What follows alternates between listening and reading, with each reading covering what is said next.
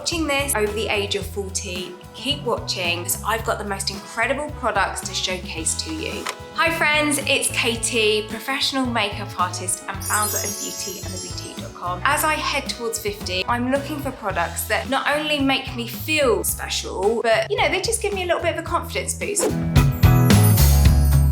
This first product I'm going to share with you creates an instant brow lift. Now it comes in just one shade, which makes it universal for pretty much all brow colours. How you get your particular brow colour is by how firm you press that pencil onto your brow. I'm going to take the brow tone here. By lifting my arch up, I'm going to create the effect of an eye lift. Now if you're not sure where your arch is, hold the pencil at the corner of your nose diagonally through your pupil. Little dot there where my arch should be. We're just going to go above the brow line just by a millimetre, drawing that arch a little bit higher and then tapering that colour down into the tail of my brow. Mimic the hair growth into the brow hair just to blend in where I've taken the arch higher. So I'm hoping on camera you can see just how much of a lift that brow pencil's given to my brows in a really, really natural way. Now this next little tip is a complete game changer. Take the creamy end, warm it up on my hand. I'm going to just use the pencil very softly under the arch. It's going to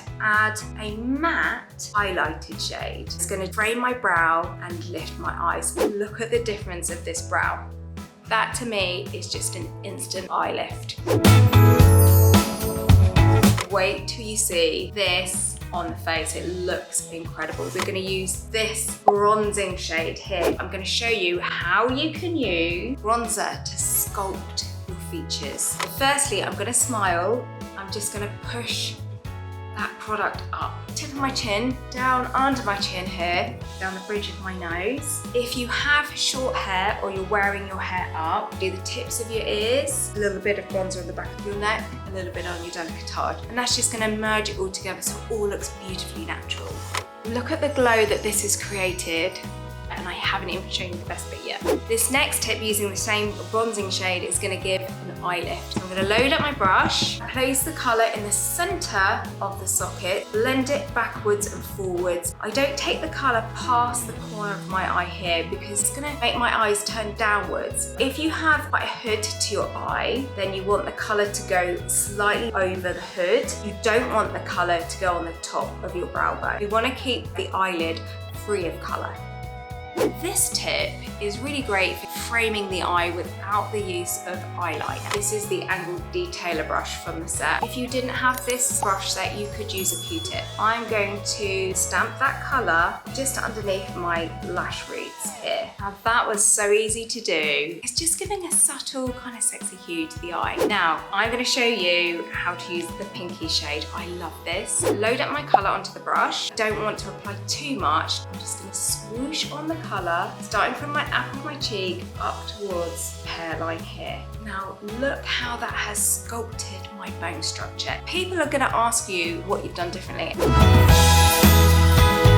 This nude lip wardrobe, if you've ever struggled to find the perfect nude lip, oh my gosh, this is the answer. So this has a lip liner, a lipstick and a lip gloss. Take the lip liner, we're going to use our pinky finger, this is our stabilizer. We're going to start from the corner of the lip to the cupid's bow here. I'm not going over the lip line, I'm just following the lip line. By defining my lip shape, it makes my lips look fuller. Now this lipstick shade just looks so beautiful with the lip liner. It's just like your lips, only better.